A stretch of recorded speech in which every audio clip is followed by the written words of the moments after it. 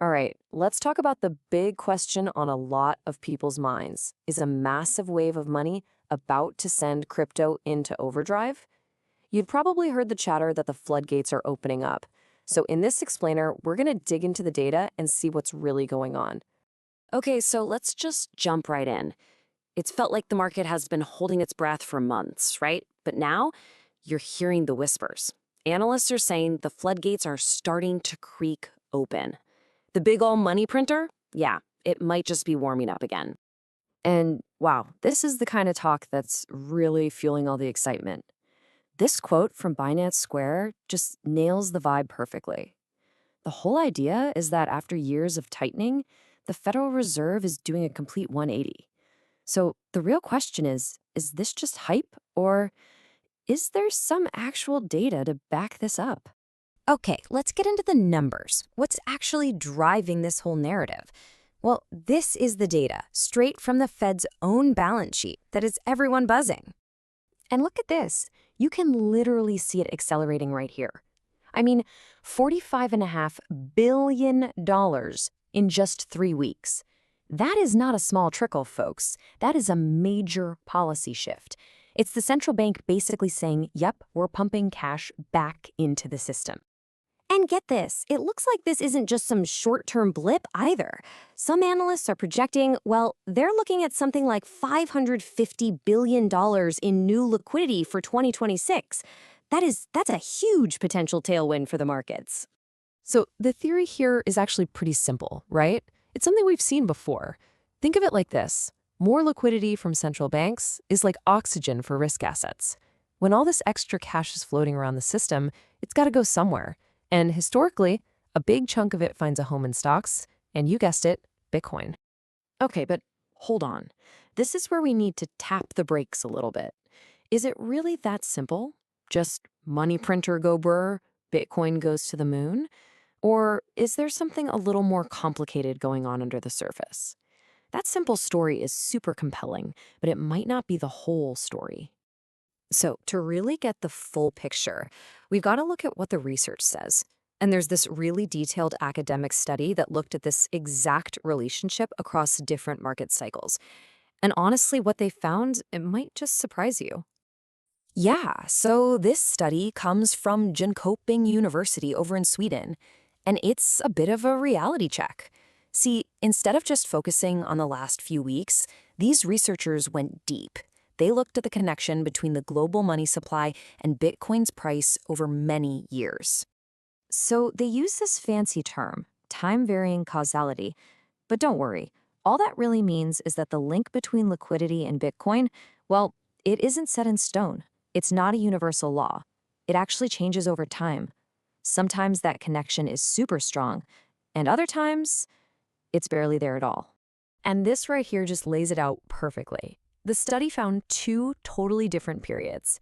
You look back at 2016 to 2017, and yep, there's a strong, clear link. More money, higher Bitcoin price. Simple.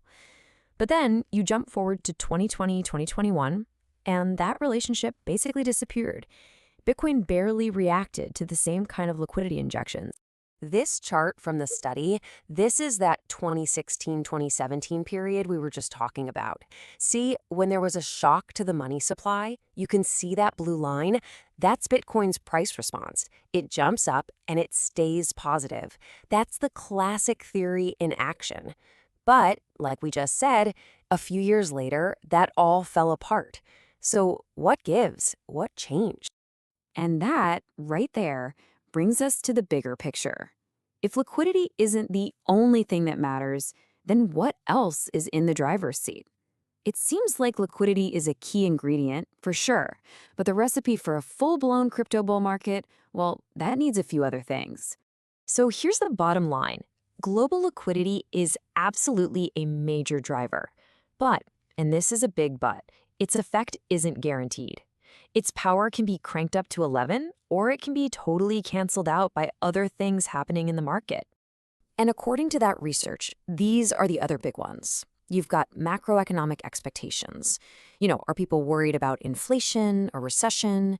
Then there's the regulatory climate, which is massive. Are governments getting friendly, or are they cracking down? And finally, just good old investor sentiment. Is the overall mood greedy or fearful? And we've all seen this happen, right, in real time. The study points out how a big regulatory move can just completely overshadow whatever liquidity is doing. I mean, just think back to 2021 when China doubled down on its crypto ban, or when the EU brought out its huge MiCA framework. Stuff like that creates a ton of uncertainty, and it can totally wipe out any good vibes from an expanding money supply. So, where does all this leave us? Well, it means we need a smarter way to look at the market. We need a new playbook for how we think about liquidity. So here it is, a simple three-step framework. Step one, yes, absolutely keep your eyes on global liquidity. That's the fuel for the fire. But step two, you have to look at the regulatory environment. Is it helping or hurting? A headwind or a tailwind? And step three, you've got to get a read on the overall market sentiment. Is everyone feeling risky, or are they running for cover? You really need all three pieces to see the whole picture. And really, that's the key. The liquidity taps, yeah, they definitely seem to be opening up. But the real question you have to ask yourself is this. Are you just going to watch the money flowing in, or are you going to pay attention to the shifting winds of regulation and sentiment? Because that's what's going to decide where all that money actually ends up. All right, that's it for this deep dive. If you want to stay ahead of the curve and get more breakdowns just like this one, you know what to do. Make sure you subscribe. Thanks for tuning in for what feels like forever. 3 long years, really. The engine that powers crypto has been running backwards, just sucking money out of the system. But you know what? This week, that all changed. We've just hit the big shift that all the macro investors have been waiting for. All right, let's really get into this, because for the first time in what feels like an eternity, all the data is pointing to one single thing. That crypto liquidity engine, it's officially been turned back on. Think about that. The biggest thing holding the market back might have just flipped and become the biggest thing pushing it forward. So here's how we're going to break this all down. We'll start with the great reversal. Then we'll look at the Fed's new program, RMP. We'll check out the 2019 playbook, dive into the bull case, but also, importantly, a word of caution. And we'll wrap up with the data dashboard to see what's on the horizon. So, the great reversal. To really get why this moment is such a big deal, you first have to understand the era that just slammed shut. And it all starts with the Federal Reserve's balance sheet and this huge program they've been running. Okay, so back in 2022, the Fed's balance sheet was just massive. We're talking almost $9 trillion. So they started this thing called quantitative tightening, or QT for short. It was basically their big weapon to fight crazy high inflation. And how it works is, well, they just pull money out of the economy.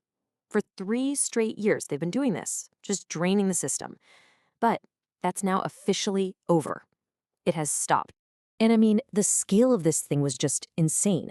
They pulled a record-breaking $2.4 trillion out of the market. That has been like a giant anchor, a huge gravitational drag on anything considered a risk asset. And yeah, that includes crypto. But now, that drag is gone. The great shrink has ended. All right, a new program. This is where it gets really interesting. See, the drain didn't just stop. Nope. It's already being replaced with something else. The Fed isn't sitting on its hands. They are actively putting liquidity back into the system right now. So what is it? Well, they're calling it Reserve Management Purchases, or RMP. The official story is that it's all about making sure banks have enough cash and keeping the financial plumbing working. But honestly, it's the effect that we care about. And get this, the New York Fed is already buying about $40 billion worth of treasury bills this month. And look, this really gets to the core of it for anyone in crypto. The Fed is being super careful not to call this quantitative easing, or QE. But for us, for the markets, the label just doesn't matter. You can call it QE, you can call it RMM. $40 billion a month is $40 billion a month. The only thing that actually moves the needle is the direction of the cash flow. And right now, it's flowing. So the 2019 playbook. What's so wild about this is we've seen this movie before. Seriously, we have a crystal clear playbook for what tends to happen when the Fed pulls this exact kind of pivot from tightening to easing. Let's just rewind to 2019 for a sec. The Fed ends its last round of QT, they start buying up T-bills, and the result? It was incredible. Bitcoin went on an absolute tear, rocketing from about $3,200 to over $13,000 in just 6 months. That policy shift was the spark. And today, we're seeing the exact same shift happen all over again. All right, let's talk about the bull case. So if history is any guide, does this mean we're about to see another huge rally? Well, the bulls would argue that this time it could be even bigger. Why? Because the entire market is fundamentally different now. So the folks at Grayscale are calling this the dawn of the institutional era. And here's why they say this time is different. First, we've got huge institutional adoption thanks to spot ETFs. That's a legit, regulated highway for big money to come in. Second, we're finally getting some regulatory clarity, which makes the big players way more comfortable. And third, the buying we're seeing now, it's steady institutional demand, not just a bunch of retail hype that comes and goes. All this leads them to a really big theory, that the old 4-year crypto cycle is broken. And you don't have to take their word for it. Just look at the numbers. More than $87 billion has flowed into crypto ETPs globally. And let's be clear, this isn't just weekend traders speculating. This is slow, steady, long-term institutional money stepping into the arena, many for the very first time.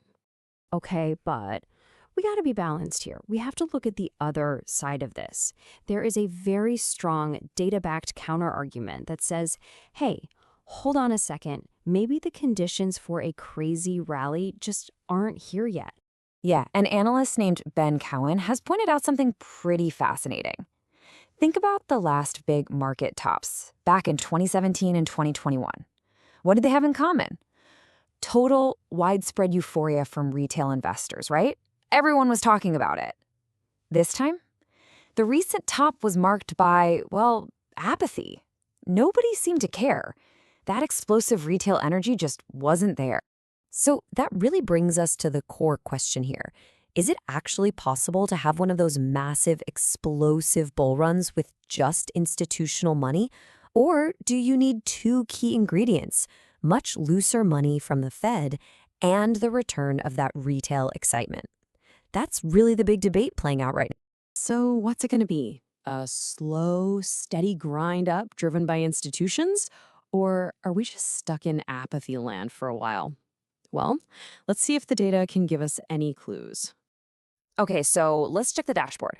3 big things are jumping out right now. First up, inflation. Real-time trackers are showing it's already down to 1.93%. Now, why does that matter? Because it's below the Fed's 2% target. That basically gives them a green light to keep things loose. Second, the manufacturing PMI, which is like a health check for the economy, looks like it's finally bottoming out. That's usually a sign that a recovery is starting. And third, this one's huge. The global M2 money supply is at an all-time high. We're talking over $123 trillion just sitting there waiting to go somewhere. So when you add it all up, what do you get? You've got inflation cooling off, an economy that's starting to turn a corner, and this absolutely enormous pile of cash on the sidelines. I mean, these are the classic ingredients, the perfect recipe that has, historically, kicked off major bull markets. The stage is definitely being set. Okay, let's boil all of this down. What's the bottom line? What are the most important takeaways from this whole thing? Number 1, the drain is over. That huge headwind, QT, is finished. Number 2, the taps are back on. The Fed is now putting money into the system, not taking it out. 3, the big picture, the macro winds are starting to blow in the right direction. And what does all that mean? Number 4, a really powerful setup is starting to form. Now, this is super important. This does not mean crypto is going to moon tomorrow. That's not what this is about. This is about a deep structural shift in the very foundation of the market. And believe me, that is exactly the kind of long-term change that smart, patient money waits for. Look, for 3 straight years, it felt like the market was in a boxing match with the Fed. But now, for the first time in a long time, the Fed isn't the enemy anymore. They're actually providing the fuel. This, right here, is the inflection point. It's what every macro investor has been waiting for. So the only question left is, are you paying attention? We are going to be all over this, tracking every little move. So if you want to stay on top of it, you know what to do. Make sure you're subscribed to Crypto Explorer 24/7. Thanks for watching.